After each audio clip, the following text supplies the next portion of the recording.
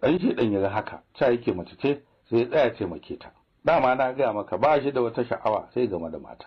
Da ya duba gabas ya duba yamma bai ga kowa ba sai ya ɗauki wata 'yar igiya nan bakin rijiyar ya ƙuƙƙulla da rawaninsa ya ɗaura wani itace mai gwafa ya duka ya mika hannu cikin rijiya don igiyar ta isa. Ko da Mansur ya ga ba da ƙarfi cikin rijiya sai ya laɓaɓo ta baya kama ƙafafunsa ya ce, ni ne Mansur wanda ka ƙwace wa kanare. Dama an ce rama gayya wadda ta hau gayya zafi. Sai ya iza shi kundum cikin rijiya shi ko ya gudu ba wanda ya ganshi ya tafi gida yana tsammani ya mutu. Da Allah ya sa ɗan shedan na da sauran shan ruwa sai gugurje kawai amma bai mutu ba. Rijiya kuma ba ta da ruwa da yawa saboda haka bai nutse ba. Yayi ihu amma banza ba wanda ya ji. Can sai ya ji waɗansu mata sun zo ɗiban ruwa sai zuciyarsa ta fari ya ce dan Allah ku taimake ni yana fatsal da ruwa. Da matan nan suka ji magana cikin rijiya sai suka tsorata suka ja da baya da gudu suna tsammanin aljani ne. Dan shedan ya sake ɗaga murya ya musu magana. Daga nan sai wata daga cikin su ta maza ta tsaya ta ciyo gaba kaɗan ta ce mutum ko shedan. Dan shedan ya fara da ce ni ne dan shedan dan Allah mai komin igiya mutu. Yana tsammani da ya faɗi yadda ake kiransa matan nan ta fi ganewa kowa ne. Ko da ta ji sunansa sai ta ja da baya ta ce in fidda kai Allah ya tsare ni shedanin da ke nan cikin duniya suna wahalshe mu wasan iyakarsu har da zan jawo kan ƙara wata masifa tunda yake nan ubangiji ya nufa ya hore ka sai ka zauna nan har ranar tashin kiyama.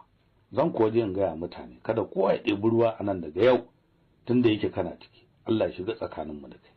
Za ta wuce ya shiga yin magiya yana cewa shi ba shedan bane na gaske shine sarkin fada. Sai matan nan ta ridi dutse ta jefa cikin rijiyar nan ta ce muna neman tsari Allah ya shiga tsakaninmu da irin zuriyar ku. Ta ruga tana waiwaye. Da matan nan suka je suka baza wannan labari a gari sai waɗansu mutane suka zo su tabbata gaskiya ne.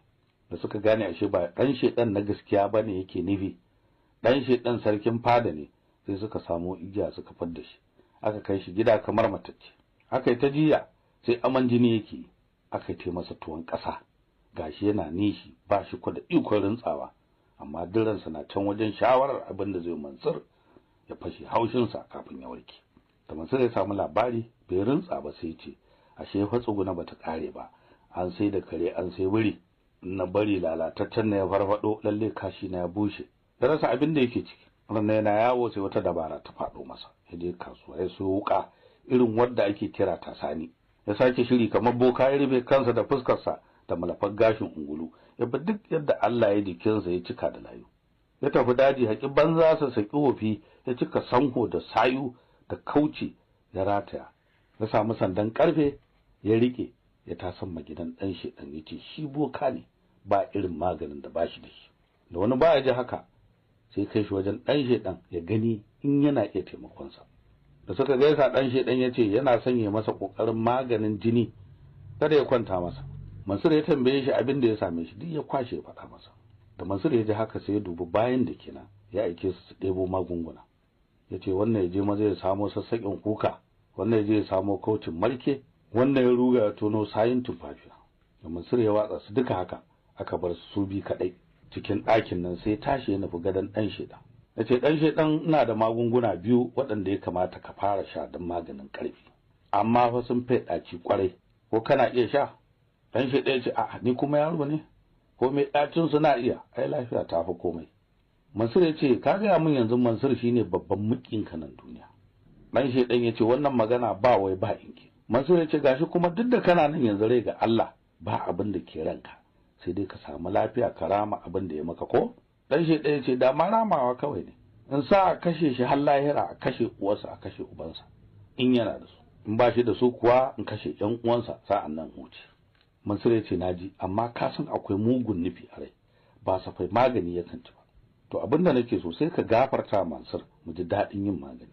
Ce ka gafarta masa ko maganin mu ya ci. Gafaran nan ita ce magani na farko.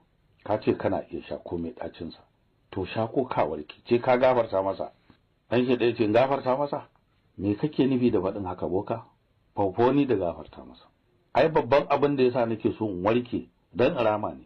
Ai da gafarta Mansur har abada.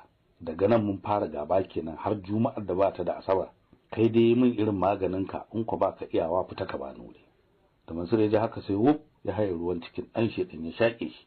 Ya kware fuska ya ce kafiri kare ja'iri dan banza. Da ka ce ka gafarta min da